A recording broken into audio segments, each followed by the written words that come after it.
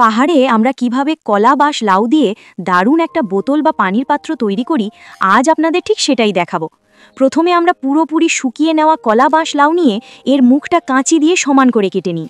মুখটা ঠিকঠাক হলে ড্রিল মেশিন ঢুকিয়ে ভেতরটা ভালো করে ছিদ্র করে পরিষ্কার করা হয়। এরপর ড্রিল মেশিনের মাথায় লম্বা তার লাগিয়ে লাউয়ের ভেতর যত বীজ ও শুকনো আঁশ থাকে সব বের করে নিই, যাতে ভেতরে কিছুই অবশিষ্ট না থাকে। ভেতরের অংশ পরিষ্কার হয়ে গেলে একটি তেলের কুরকের সাহায্য রং লাউয়ের ভেতরে ঢেলে দিই। এবার লাউটা কিছুক্ষণ ভালো করে ঝাঁকালেই রংটি ভেতরের প্রতিটি কোণে ছড়িয়ে পড়ে।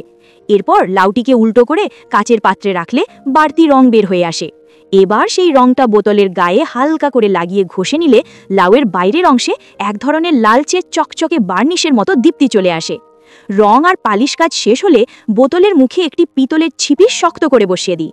সবশেষে কর্ক লাগিয়ে পানি ভরে মুখ বন্ধ করলে তৈরি হয়ে যায় আমাদের প্রাকৃতিক পরিবেশবান্ধব পাহাড়ি পানির পাত্র।